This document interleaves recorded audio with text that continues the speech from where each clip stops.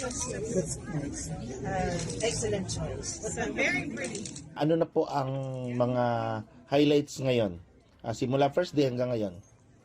Okay, nauna yung discussion nung mga ikat natin, mga handloom natin sa Philippines nung first day, kahapon.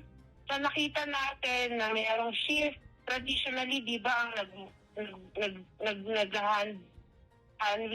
handloom yung mga mga kababaihan. Mm-hmm. But there are men na ngayon na mga Muslim, mga Christian. Pero nang paunti-unti nag-handloom na ngayon. Oo. Ang nila is sa interest, hindi naman lahat ng kababaihan, yung multiple roles na nai-introduce sa mga babae. Since ngayon, both lalaki and babae nagkatrabaho na, so may career shift. So yung interest nila at saka yung skills na natutunan nila, nag-coincide, maski lalaki sila, na natutunan nila, and they bear yung naging culture, naging champion sila sa giving, na hindi naman sa pamilya sila, nakaya ng mga kababaihan, wala may iba nagawa, sila ngayon ang nagpapatuloy. Pag Okay. may nagde-dare na, ang problema lang, yung mga nagtiteach, yung mga ibang conservative na, like yung mga dawat ng natin, naisip niya pang babae lang yung panggawa ng ikat. So sabi naman nila, sabi niya, role na lalaki mag-provide sa family niya. So nag-converge yung interest niya and yung skills niya.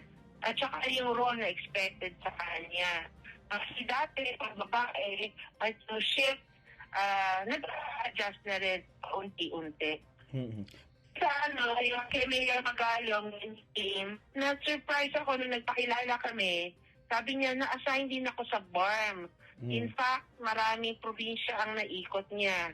Sabi ko, sana makabalik kayo sa BARM because you could compare na yung pagkakaiba noon at saka yung ngayon na BARM.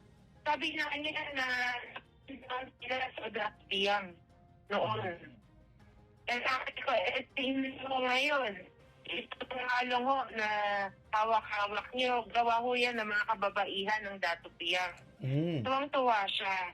And even as invited us dito sa Smart City, kaya nagpunta rin kami, inano na namin yung opportunity, ginrab na namin yung opportunity to see yung operation center niya for a Smart City. At i-invite din natin siya next year to talk on good governance, being the Smart City, yung Baguio ang sample sa cities and municipalities natin, competitiveness index next year. Oo naman siya, para makabalik daw siya sa BARM. Okay. Pero may pinasuot mo sa kanya yung parang inol na apparel. Jacket. Oo. Jacket. Anong sabi niya? Sabi niya, nagpaalam din siya, sabi niya, pwede ito na lang isuot ko at inikot niya. Inikot niya dun sa booth habang umiikot siya. And then, when nagpaalam siya nung sandali, kala namin totally, nagpaalam na siya, but bumalik agad with the U.S. Ambassador. Talagang hinila niya si U.S. Ambassador para pumunta ng BARM booth and makita ano yung kwento natin, marinig ang kwento at makita yung mga nagagandang produkto, especially made by our women sa BARM. And nakita namin sobrang interested data yun si Ambassador. Parang bumili siya? Bumili siya. Meron siyang pinili yung brown din. Gagamitin niya doon sa opisina niya and sa residence niya. Magaganda, nahihirapan siyang pumili. Yes, maganda daw at hindi niya ina-expect na maraming variations yung ikat natin or yung handloom natin. Because lahat ng probinsya may sarili-sarili tayong ikat, may sarili-sarili tayong inol na magkaiba ang characteristics. So, na-surprise siya na merong very rich yung culture natin. At hanggang ngayon, nakikita sa atin na ginagawa pa rin natin at pinapatronize. Kaya bumili siya talaga for her and for her residents. Ito nagsisimula na tayo bukod sa appreciation and nakikita kung ano na yung nagbago sa Bangsamoro compared previous years ago because of yung mga magagandang produkto natin. Hindi kasi magta-thrive ang arts kung magulo ang lugar, di ba? So ngayon nagta-thrive yung arts natin and nakikita din ng ibang regions and national na ready na tayo for collaboration.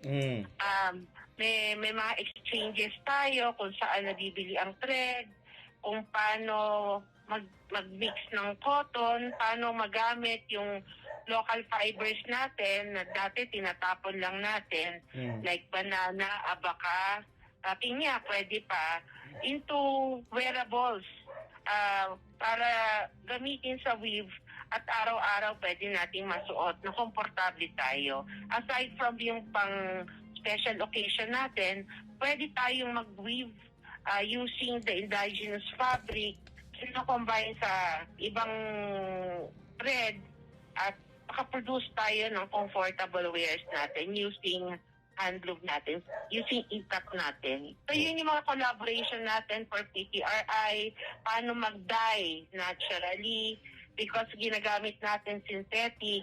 And merong law ngayon, national, na gagamitin ng mga government employees yung mga natural fabric natin. So kikita dito yung mga weavers natin, mga mananahin natin, yung mga fashion designers natin, at malaking market to locally para ma-encourage naman tayo na mag-produce ng sarili nating tela at gamitin sa pang-uniforme natin.